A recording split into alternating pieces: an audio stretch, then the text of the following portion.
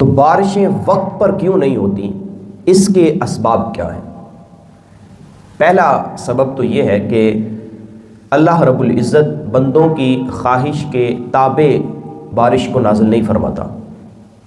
ایسا نہیں ہے کہ جب بندے خواہش کریں گے تو پھر بارش نازل ہوگی، اور ایسا بھی نہیں ہے کہ بندے یہ سمجھ رہے ہوں کہ اب جو ہے وہ ضرورت ہے تو اب بارش ہوگی، نہیں، بلکہ اللہ رب العزت اپنی حکمت کاملہ کے تحت جب چاہتا ہے آسمانوں سے پانی اتارتا ہے۔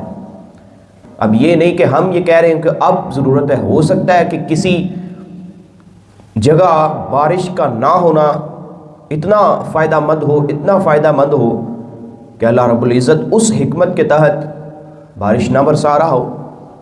یہ ایک مثال سے سمجھ آئے گی کہ ایک باپ نے اپنی دو بیٹیوں کی شادی کی، ان کے گھر میں جاتا ہے ان کو ملنے کے لیے۔ ایک بیٹی کے گھر میں جاتا ہے، جب وہ مل کر واپس جانے لگتا ہے تو بیٹی اس کے کہتی ہے کہ ابو جی دعا فرمائیے گا کہ اللہ بارش عطا کرے، ہم نے یہ فصل لگائی ہے تو اگر زمین میں نمی نہ ہوئی تو ہماری فصل صحیح طریقے سے پروان نہیں چڑھے گی، آپ دعا کیجیے گا کہ بارش آ جائے۔ اب وہ وہاں دعا کرتا ہے کہ اے اللہ بارش نازل فرما تاکہ یہ میری بیٹی کے گھر والوں نے جو فصل لگائی ہے اس کو فائدہ ہو۔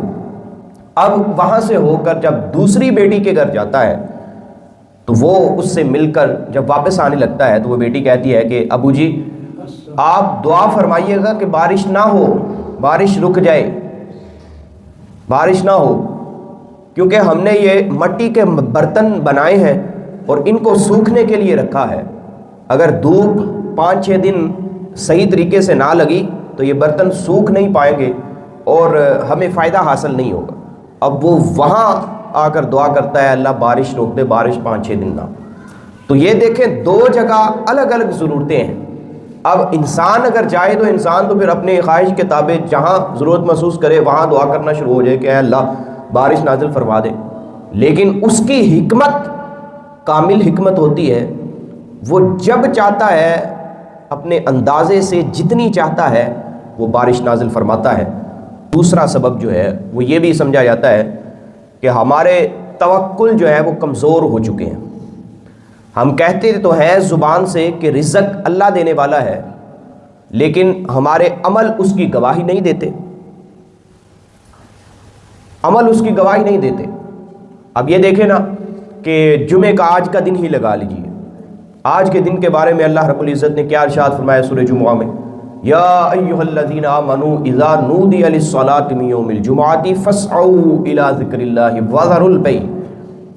اے ایمان والو، جب جمعہ کی اذان ہو جائے، پہلی اذان، تو اپنے کاروبار بند کر دو، سب کچھ جو ہے وہ چھوڑ دو اور فوراً اللہ رب العزت کی بارگاہ میں حاضر ہونے کے لیے تیاری شروع کر دو۔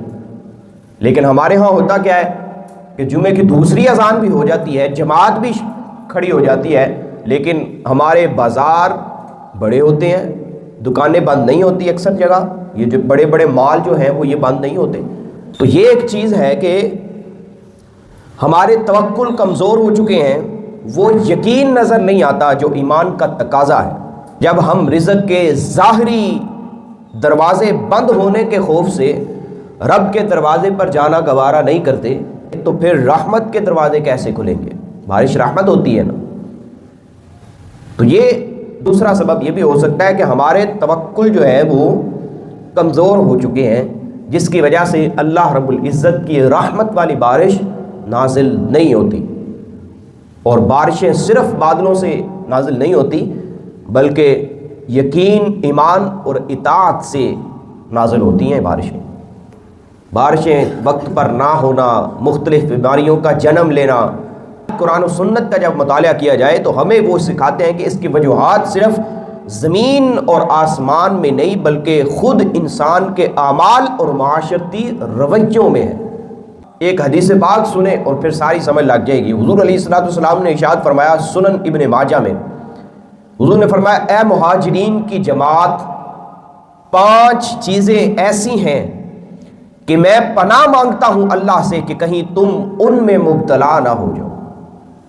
5 چیزیں ایسی ہیں۔ پھر حضور علیہ الصلوۃ والسلام نے وہ 5 چیزیں گنوائی اور فرمایا کہ یہ 5 چیزیں تب آتی ہیں جب یہ چیزیں تم میں داخل ہو جاتی ہیں۔ تو وہ کیا تھی؟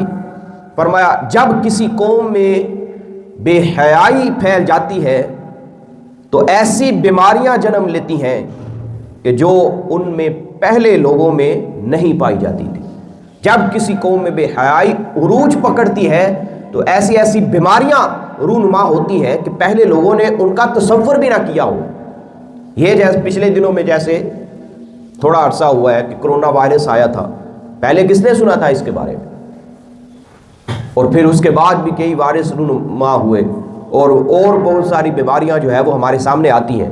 تو اس کی کیا وجہ ہے کہ قوم میں بے حیائی عروج پکڑ جاتی ہے، اور جب کسی قوم میں بے حیائی عروج پکڑتی ہے تو پھر نئی نئی بیماریاں جو ہے وہ اللہ رب العزت کی جانب سے آتی ہیں۔ پھر حضور علیہ الصلوۃ والسلام نے ارشاد فرمایا جب کوئی قوم ناپ تول میں کمی کرتی ہے تو ان پر قحط کے سال، معاشی تنگی اور حکمرانوں کا ظلم مسلط کر دیا جاتا ہے۔ ہم کہتے ہیں کہ پتہ نہیں بارش کیوں نہیں ہو رہی، ہم کہتے ہیں کہ پتہ نہیں ہم پر ہی کیوں ظلم ہو رہا ہے، ہم کہتے ہیں کہ پتہ نہیں مسلمانوں کو ہی معاشی تنگی کا کیوں سامنا کرنا پڑ رہا ہے، ہم کہتے ہیں کہ پتہ نہیں قحط سالی کا دورہ ہم مسلمانوں پر ہی کیوں آتا ہے۔ کافر جو ہے وہ تو خوشحال ہیں، ان کے پاس تو سب کچھ ہے، وہ ترقی کی راہوں پر گامزن ہے، ہر چیز ان کے پاس ہے، آسائشوں والی زندگی وہ گزار رہے ہیں۔ ہم کہتے ہیں کہ مسلمانوں پر ہی کیوں ایسے وقت آ رہے ہیں؟ تو بھائی ہمیں پہلے اپنے اعمال کو دیکھنا ہوگا، پرکھنا ہوگا کہ ہمارے اعمال کیسے ہیں، اور جب یہ برے اعمال کسی قوم میں آ جاتے ہیں تو پھر وہ چاہے مسلم قوم ہو یا چاہے جو ہے وہ کفر ہو، کافر ہو، مسلمان ہو یا کافر ہو، وہ دونوں اس قسم کے جو مشکل حالات ہیں ان میں پڑ جاتی ہیں۔ حضور علیہ الصلوۃ والسلام نے ارشاد فرمایا کہ جب کوئی قوم ناپ تول میں کمی کرتی ہے تو ان پر قحط کے سال، معاشی تنگی اور ظالم حکمرانوں کو مسلط کر دیا جاتا ہے۔ تو آپ دیکھیں کہ ہمارے معاشرے میں، بازاروں میں اور مختلف جگہوں میں ناپ تول کا کتنا خیال رکھا جاتا ہے۔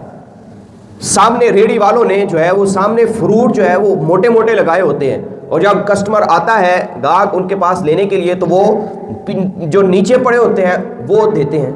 اب دکھا آپ کوئی اور چیز لے رہے ہو، اور جب وہ لینے آ رہا ہے انہی پیسوں میں آپ اس سے جو ہے وہ دوسری چیز دے رہے ہو جو آپ نے دکھائی نہیں۔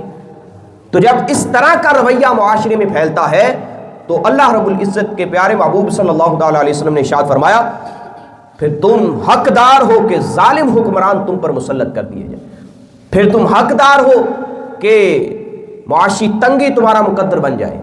پہلے اعمال درست کرنے ہوں گے۔ قرآن و سنت ہمیں تعلیم دیتے ہیں کہ صرف یہ چیزیں آنے کی وجوہات زمین و آسمان میں نہیں ہے، بارشیں وقت پر نہ ہونے کی وجوہات زمین و آسمان نہیں ہے، بلکہ انسان کے اعمال اور معاشرتی رویوں بھی جو ہے وہ اس کی وجہ ہے کہ اللہ رب العزت کی جانب سے رحمت نہیں برستی۔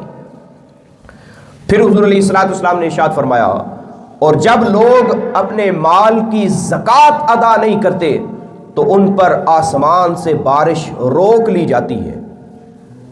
اب دیکھیں کہ کتنے لوگ زکوٰۃ ادا کرتے ہیں، اپنے پیسوں کو جو ہے وہ اندر کمروں میں بند کر کے رکھتے ہیں، لیکن زکوٰۃ ادا کرنے کی پرواہ کسی کو نہیں۔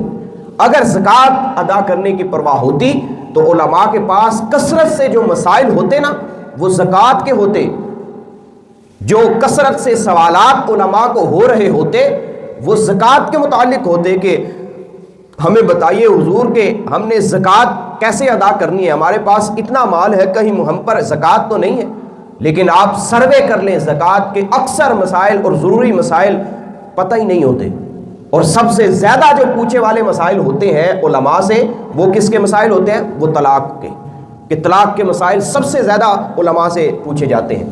سب سے زیادہ سوالات، سب سے زیادہ کیس جو علماء کے پاس، مفتیان کرام کے پاس آتے ہیں وہ سروے کے مطابق سب سے زیادہ طلاق کے ہیں، جو کہ اللہ رب العزت کے ہاں ناپسندیدہ چیز ہے، اور جس سے روح پاک ہونی تھی، مال پاک ہونا تھا، وہ عمل تو ہم کرتے ہی نہیں۔ اللہ رب العزت کی بارگاہ میں زکوٰۃ تو ادا کرتے ہی نہیں۔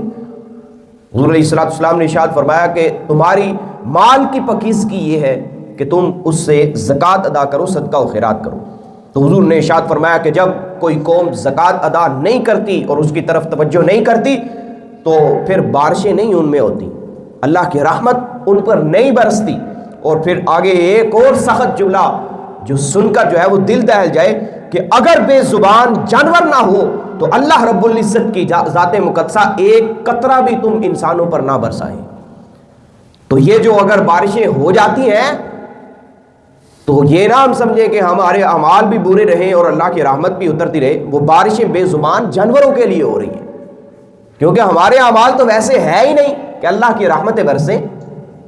ہمیں تو اللہ کی رحمت اپنے اوپر حاصل کرنے کے لیے اپنے اعمال کی درستگی جو ہے وہ ضرور کرنی ہوگی، وہ ضروری ہے پہلے۔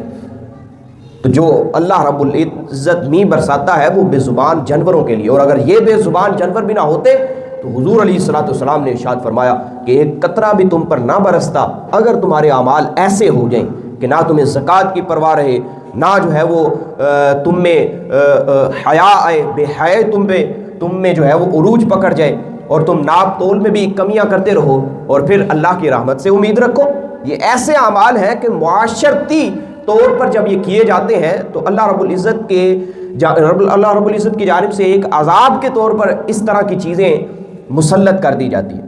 پھر چوتھے نمبر پر حضور علیہ السلام نے ارشاد فرمایا جب لوگ اللہ اور اس کے رسول کے عہد توڑتے ہیں، اللہ اور اس کے رسول کے وعدوں کو توڑتے ہیں، تو ان پر غیر قوموں کو مسلط کر دیا جاتا ہے جو ان کی نعمتوں کا ایک حصہ ان سے چھین لیتے ہیں۔ اب سمجھ آئی نا کہ کفار ہم سے کیوں آگے بڑھ رہے ہیں اور ان میں دن بہ دن ترقی کیوں آتی جا رہی ہے، ان کی زندگی آسائشوں سے بھری ہوئی کیوں ہے؟ اس کی وجہ یہ ہے کہ ہم نے اللہ اور اس کے رسول کے عہدوں کو توڑنا شروع کر دیا۔ مجموعی طور پر اگر دیکھا جائے، یہ نماز ہی دیکھ لیجئے، یہ بھی ایک وعدہ ہے نا، فرض ہے۔ اسی طرح روزے، کتنی عوام ہے جو روزے رکھتی ہے اور کتنی نہیں رکھتی، آپ سروے کریں۔ اور پھر نماز کے متعلق دیکھ لیجئے کہ بزرگوں کے علاوہ مسجدوں میں جوان نظر نہیں آتے، اور بزرگوں کی بھی ایک دو لائنیں صرف ہوتی ہیں۔ تو یہ بھی ایک عہد ہے اللہ کے ساتھ، جو اللہ نے ہم پر فرائض کو مسلط کیا ہے، فرائض ہم نے ادا کرنے ہی کرنے ہیں۔ یہ ایک عہد ہے، یہ وعدے ہیں، ان کو ہم نے نہیں توڑنا۔ اور جب ہم توڑتے ہیں تو پھر غیر قوموں کو، حضور کی حدیث کے مطابق غیر قوموں کو ہم پر مسلط کر دیا جاتا ہے کہ جو نعمتیں ہمارے حصے کی ہوتی ہیں وہ بھی ان کو مل جاتی ہیں، وہ بھی ان کو لے کر چلے جاتے ہیں، وہ بھی ان نعمتوں میں جو ہے وہ آگے بڑھ جاتے ہیں۔ اب قرآن ایک اللہ کی عظیم نعمت ہے، اور اس میں کئی دفعہ حکم ہوا کہ کائنات میں غور و فکر کرو، لیکن ہم قرآن پاک کو سمجھتے ہیں؟ نہیں سمجھتے۔ پہلی سیڑھی ہی نہیں چڑھتے، پہلا زینہ ہی نہیں چڑھتے، تو پھر ہمیں جو ہے وہ اس کائنات کو تسخیر کرنے کی قوت کیسے دی جا سکتی ہے؟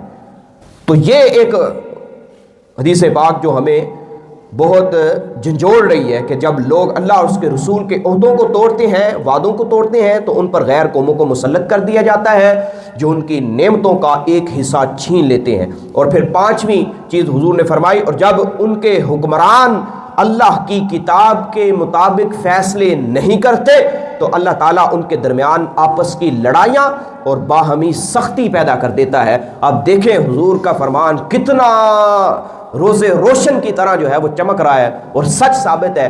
آج ہمارے حکمران آپس میں لڑ بھڑ نہیں رہے، ایک دوسرے کی ٹانگیں کھینچنے کو نہیں لگے، حالانکہ ان کو کرنا تو یہ تھا کہ ملک کی ترقی کے لیے کچھ کرتے، مل بیٹھ کر جو ہے وہ آگے بڑھتے، لیکن یہ آپس کی لڑائیاں ہی ان کی ختم نہیں ہو رہی، اور پاکستان جو ہے وہ تباہی کے دہانے پر انہوں نے پاکستان کو لا کر کھڑا کر دیا ہے۔ صاف وجہ حضور نے فرمائی کہ جب ان کے حکمران اللہ کی کتاب کے مطابق فیصلے نہیں کرتے، شریعت کے مطابق فیصلے نہیں کرتے، تو ذرات ذیوقار مسلمانوں کی بقا اسی میں ہے کہ ہم قرآن و سنت کی طرف لوٹیں اور اس پر عمل کریں سمجھ کر، اور پھر ہم ترقی کی راہوں پر گامزن ہوں گے۔ اللہ تعالی ہمیں ان تمام چیزوں سے بچنے کی توفیق عطا فرمائے اور اپنی رحمتوں کے حصار میں رکھے۔ وما علینا۔